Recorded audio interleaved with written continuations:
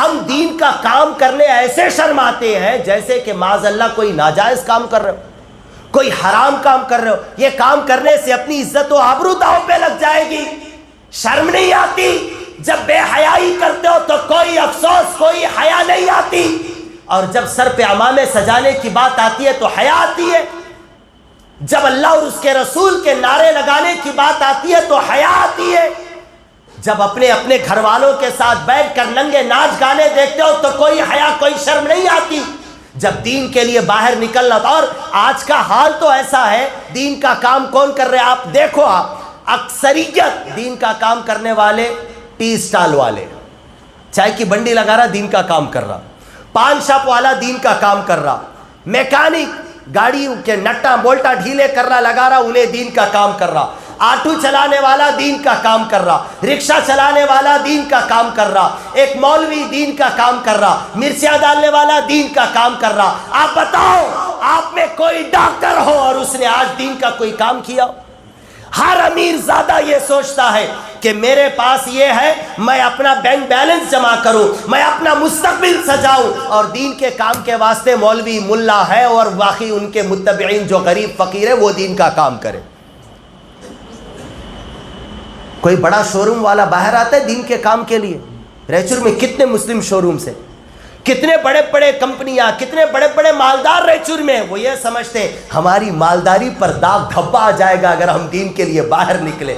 چوٹی شال کرتا ہے، کھاتا نبی کا ہے، کھاتا امام عالی مقام کے صدقے میں ہے، اور جب بات دین کی آتی ہے تو مولویوں کو میدان میں تنے تنہا چھوڑ دیتا ہے، مبلغین کو میدان میں تنے تنہا چھوڑ دیتا ہے، اور کہتا ہے یہ کام غریبوں فقیروں کا ہے. میں امیر ہوں، میرے اسٹیٹس کے خلاف ہے کہ میں دین کے لیے میدان میں آؤں. یارو، جو دین کا کام کرتا ہے، پوچھو شیخین سے، فاروق اعظم سے، پوچھو صدیق اکبر سے، کہ دین کے کام کرنے کے بعد درجے اتنے بلند ہو جاتے ہیں کہ شیخین صحابی رسول کو اپنے بیچ بٹھا کر کہتے ہیں، صدیق کہتے ہیں کہ یار تو نے دین کا کام کیا، تو نے حضور کی ناموس میں ابراہیم کی سنت ادا کی ہے، تو میرے لیے دعا کر، میں آمین کہتا ہوں. مذاق بنا کر رکھا ہے دین کا.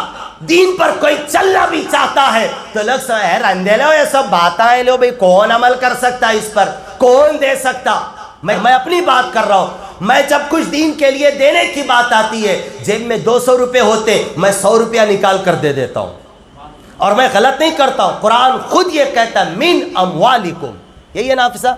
قرآن ہمیشہ کہتا ہے پوری دولت دینے کی ضرورت نہیں ہے، من اموالکم، تمہارے مالوں سے کچھ نکالو اور کچھ رکھ لو اپنے اہل و عیال کے لیے، اور آپ اس پر پکا عمل کرتے. کچھ ہمارے گھر والوں کے لیے رکھ لینا، کچھ دے دینا. میرا آپ سے ایک سوال ہے، آپ یہی سوچتے ہو نا میں پورا دیا تو خود کیا کھاؤں گا، میرے بیوی بچے کیا کریں گے، میری آل اولاد کیا کرے گی، میرا پورا خزانہ اگر چلے گیا تو پیچھے کیا ہوگا. آپ سے میرا سوال ہے، اور ہم سب مل کر صدیق کے پاس چلتے. چلو ہم سب مل کر صدیق کے پاس چلتے. صدیق اکبر جب حضور نے کہا تھا لا کر رکھ دو تمہارے پاس جو ہے، صدیق اکبر نے بوریا بستر باندھا، پوٹلی بنائی، جو کچھ تھا سب لا کر حضور کی بارگاہ میں رکھ دیا. خود اپنے بدن پر پہنا ہوا لباس بھی پوٹلی میں باندھ کر لا کر رکھ دیا، کچھ نہیں رکھا. اور ایسے ہی نہیں، حضور نے جان بوجھ کر پوچھا، صدیق ما ابقیت لأہلک، تو اپنے گھر والوں کے لیے کیا رکھ کر آیا؟ صدیق اکبر نے کہا ابقیت لہم اللہ ورسولہ، میں اللہ اور اس کے رسول کو گھر رکھ کے آیا ہوا ہوں. اب آپ صدیق اکبر سے پوچھو، کیا صاحب اتنے بچے تمہارے، بیوی ہے، اتنا خاندان ہے، یہ اتنے سارے رشتہ دار، دوست احباب، کیوں فکر نہیں، اپنے مستقبل کے بارے میں نہیں سوچے؟ صدیق اکبر کہتے ہیں یار کبھی کبھار تو موقع ملتا ہے دین کے لیے دینے کا، اور یہ یقین ہے کہ دین کے لیے جو تنکا دیتا رب اسے پہاڑ عطا فرماتا ہے.